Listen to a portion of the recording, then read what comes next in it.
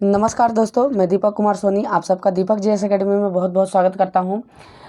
आप जैसा कि जान ही रहे होंगे दोस्तों कि हम लगातार झारखंड के एग्ज़ामों के लिए और लगातार बिहार के एग्ज़ामों के लिए जो क्षेत्रीय चीज़ होती है, जो लगभग कहीं यूट्यूब में भी नहीं या तो फिर किसी भी समाचार पत्र में नहीं, ये सब सारे चीज़ मुहैया नहीं हो पाते हैं। उसको मैंने बड़ा मेहनत करके, और आप जानते ही हैं कि पिछली कक्षाओं में हम लोगों ने पढ़ा दिया, झारखंड के संपूर्ण क्लासेस को पढ़ा दिया, चाहे वो झारखंड आर्ट एंड कल्चर हो, झारखंड भूगोल हो या झारखंड पॉलिटिकल हो, ये सारे क्लासेस को पढ़ा दिया हमने।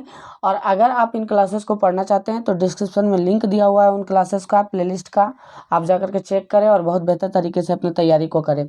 आज जो हमारा विषय है वो हमारा विषय है झारखंड बजट, है ना। झारखंड बजट विषय है हमारा दोस्तों। तो जो झारखंड बजट है इसके बारे में हम लोग चर्चा करेंगे, जो 2022-23 का झारखंड बजट है।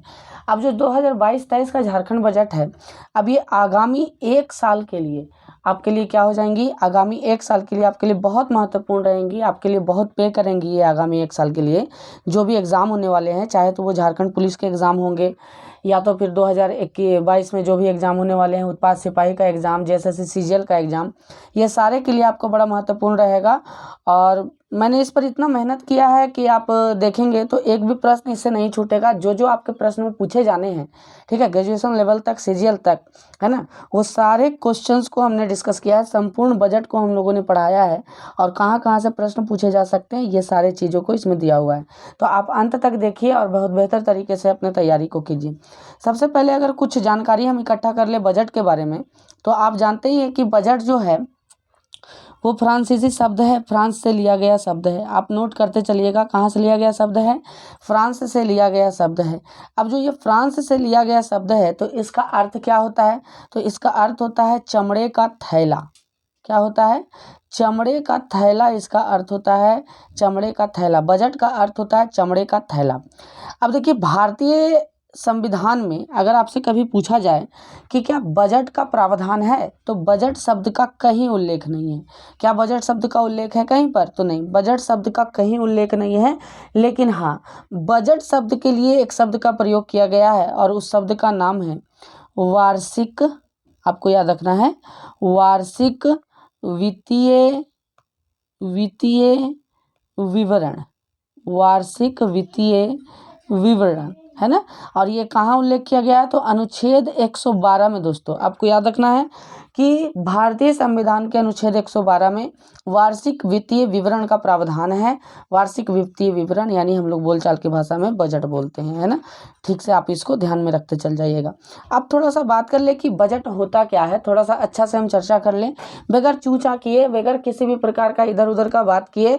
अच्छा से हम लोग क्वेश्चन पर पकड़ बनाएंगे और बहुत बेहतर तरीके से अपनी तैयारी को करेंगे दोस्तों, है ना। और अगर आपको ये वीडियो अच्छा लगता है तो लाइक शेयर सब्सक्राइब वगैरह करें, क्योंकि हमें भी अपेक्षा रहती है आपसे, है ना। तो आइए सबसे पहले हम जानते हैं कि बजट होता क्या है। तो देखिए, बजट और आर्थिक सर्वेक्षण, है ना, बजट और आर्थिक सर्वेक्षण, आर्थिक सर्वेक्षण और बजट, इन दोनों में बड़ा कन्फ्यूजन हो जाते हैं स्टूडेंट्स कि आर्थिक सर्वेक्षण क्या है और बजट क्या है। तो बेसिकली दोस्तों जान लीजिए कि आर्थिक सर्वेक्षण जो है वो पिछले साल का कैसा रहा, किस प्रकार से हमने खर्चा किया, कितना आया, इसको बोलते हैं आर्थिक सर्वेक्षण। और बजट जो होता है वो आगामी साल के आने वाले के लिए होता है।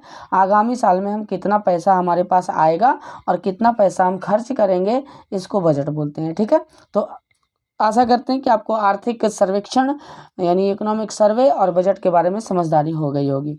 अब आइए बिना समय गवाए पॉइंट टू पॉइंट हम चर्चा करते हैं कि सबसे पहले झारखंड बजट 2022-23 का बात करें, ठीक है।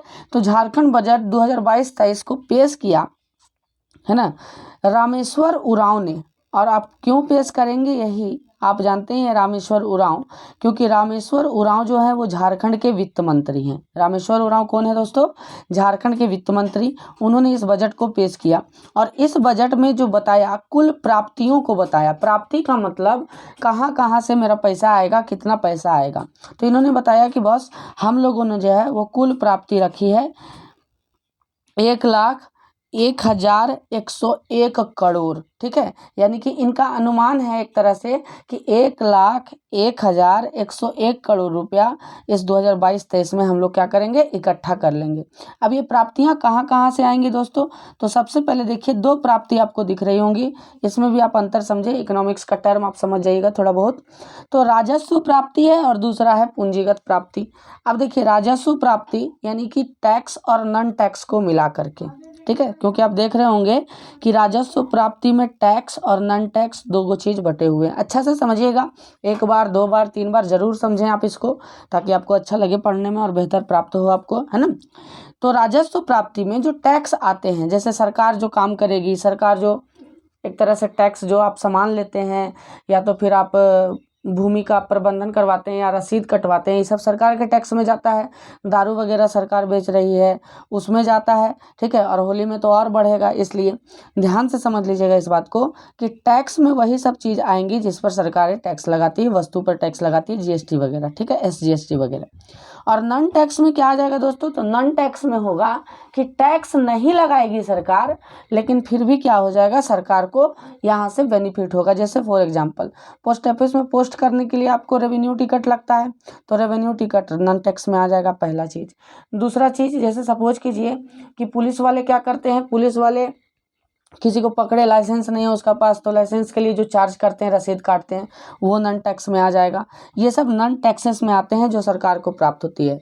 तब झारखंड सरकार ने अपने इस बजट में क्या कहा कि हमारी जो कुल राजस्व प्राप्ति है, फिर से आप एक बार देख लें कि कुल प्राप्तियां कितनी है, 1,01,101 करोड़। एकदम कंठस्थ रखना है दोस्तों, दिमाग में एकदम घुसा लेना है इसको, है ना।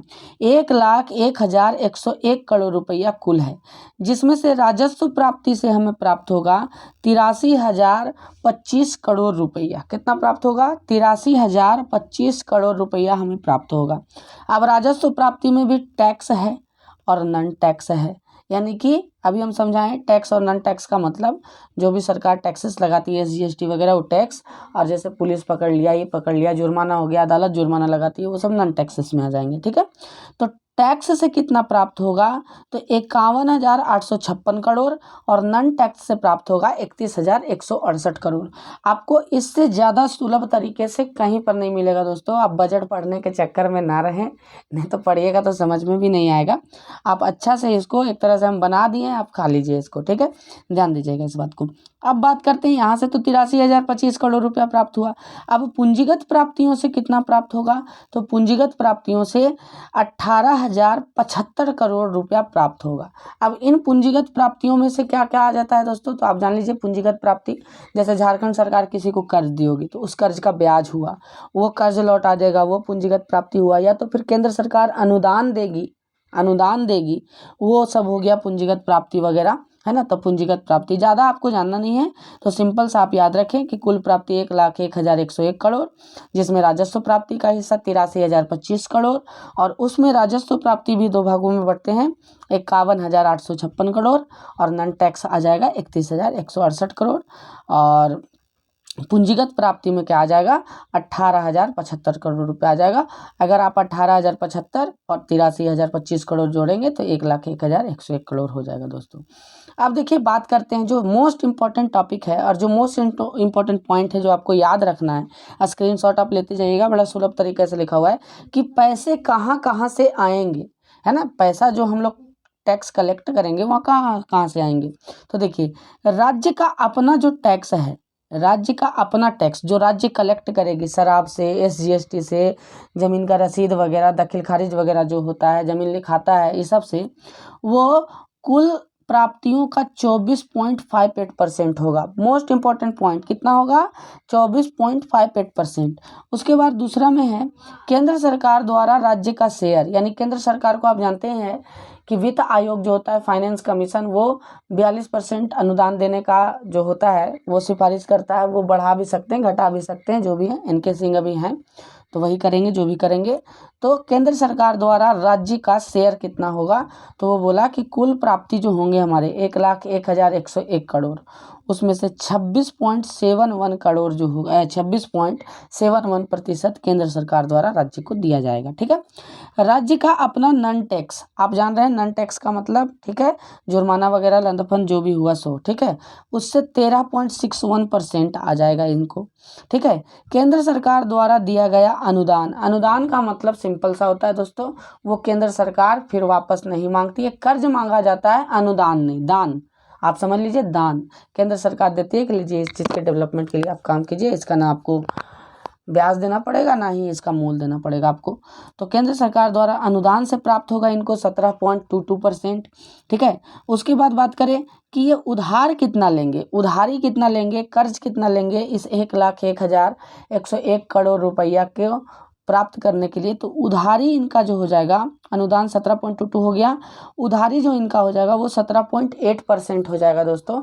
यह कुल राजस्व कुल प्राप्तियों का 17.80% क्या करेंगे, उधार लेंगे, कर्जा लेंगे। ठीक है, और इसके अलावा लोन्स और रिकवरी से, यानी कि जिन्होंने इन्होंने जिनको लोन दिया था उनसे रिकवर करेंगे, ये मांगेंगे ये, तो उससे संभावनाएं हैं कि 0.08% की प्राप्ति हो। ठीक है, अब तो ये मैंने बता दिया दोस्तों, आप एक बार फिर से देख लीजिए राउंड फिगर में कि पैसे कहाँ से आएंगे। तो राज्य का अपना टैक्स 24.58%, केंद्र सरकार द्वारा राज्य का शेयर 26.71%, राज्य का अपना नन टैक्स 13.61%, केंद्र सरकार द्वारा अनुदान 17.22%, उधारी द्वारा 17.80%, लोन्स एंड रिकवरी द्वारा 0.08%।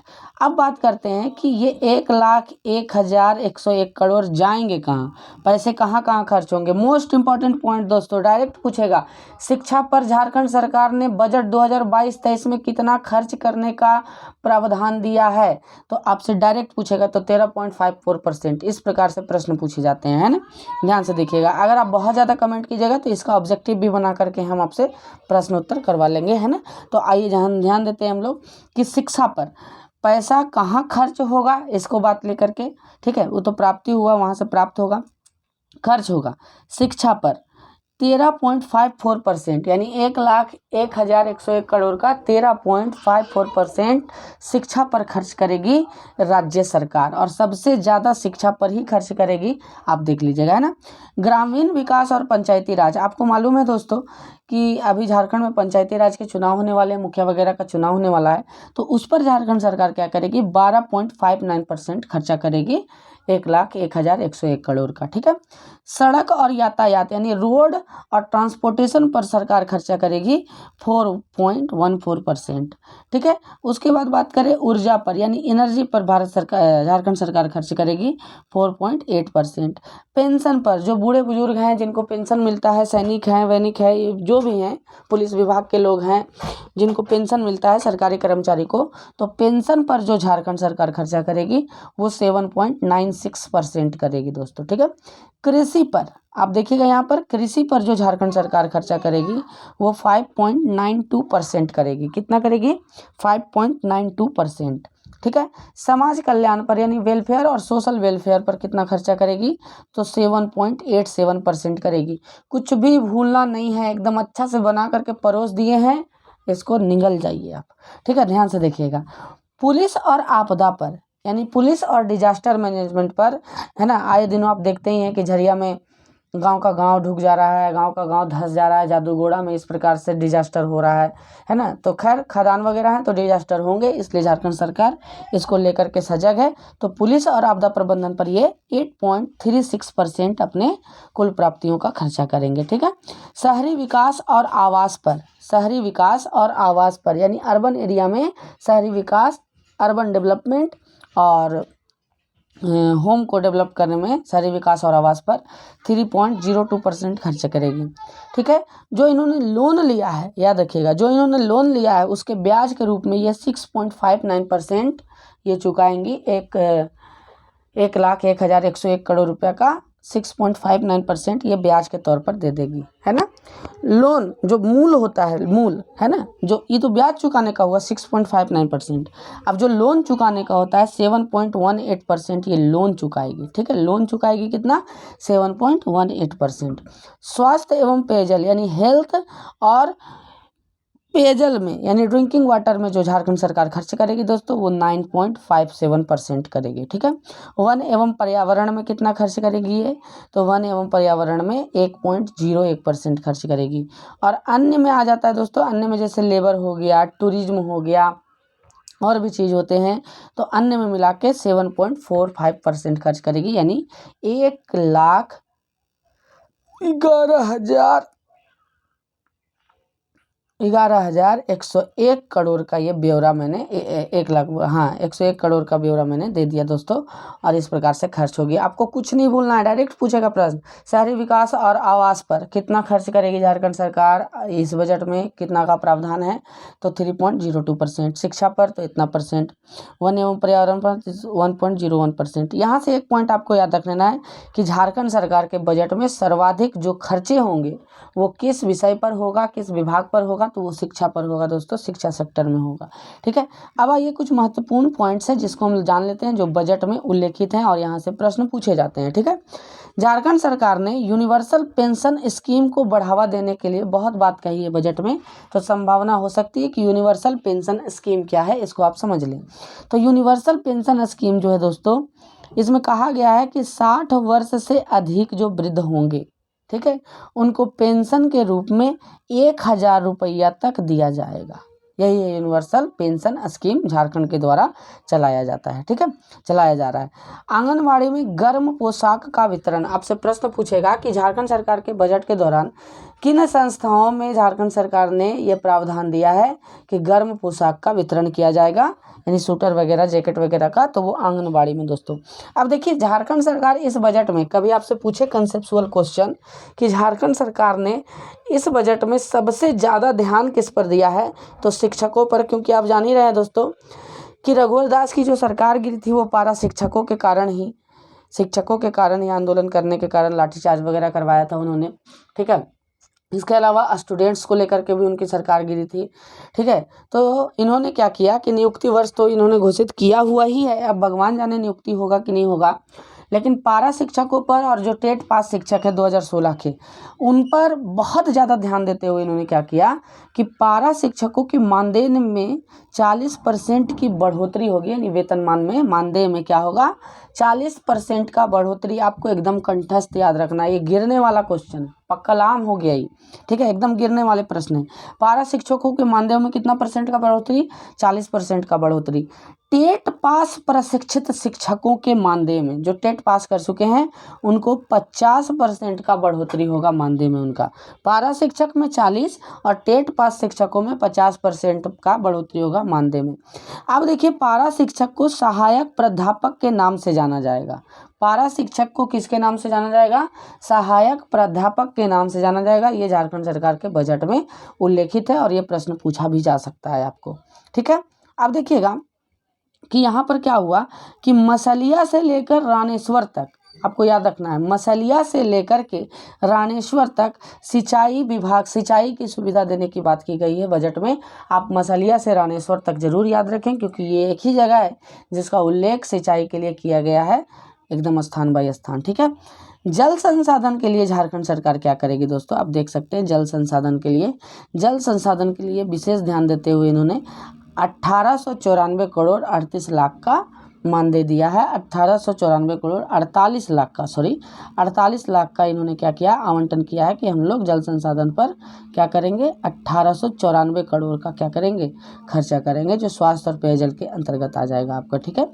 तो और एक स्कीम यहाँ पर है दोस्तों, एक और स्कीम आप समझ लीजिएगा, बड़ा अच्छा यहाँ से प्रश्न पूछे जाएंगे आपके कि देखिए किसानों को 100 यूनिट बिजली, बहुत महत्वपूर्ण पूछेगा कि किसानों को कितना यूनिट बिजली, तो 100 यूनिट बिजली झारखंड सरकार ने फ्री देने की बात कही है और ये फ्री देगी झारखंड सरकार किसानों को। कितना यूनिट, 100 यूनिट बिजली, यानी 100 किलोवाट घंटा भी आपसे पूछ सकता है, क्योंकि 1 किलोवाट घंटा बराबर 1 यूनिट होता है दोस्तों। ठीक है। तो आशा करते हैं दोस्तों कि आपको ये बहुत अच्छा लगा होगा, बहुत महत्वपूर्ण लगा होगा ये क्लास आपका, और संपूर्ण तरीके से मैंने इसको पढ़ाया और बहुत बेहतरी का लिए आपका होगा, बहुत बेहतरी के लिए होगा, आप बहुत लाभ प्राप्त करेंगे इससे। और अगर आपको अच्छा लगता है दोस्तों तो अपने भाई को सपोर्ट करें और इस चैनल को आगे बढ़ाने में मदद करें। बहुत बहुत धन्यवाद दोस्तों दीपक GS एकेडमी परिवार से जुड़ने के लिए। होली के दिन भी हम लोग बहुत तरीके से लगे हुए हैं ताकि आपके किसी भी प्रकार के एग्ज़ाम को छूटे ना। बहुत बहुत तहे दिल से धन्यवाद जिन लोगों ने आज के दिन भी क्लास देखा। बहुत बहुत धन्यवाद दोस्तों। दुआ में बहुत ज़्यादा याद रखिएगा। बहुत बहुत धन्यवाद।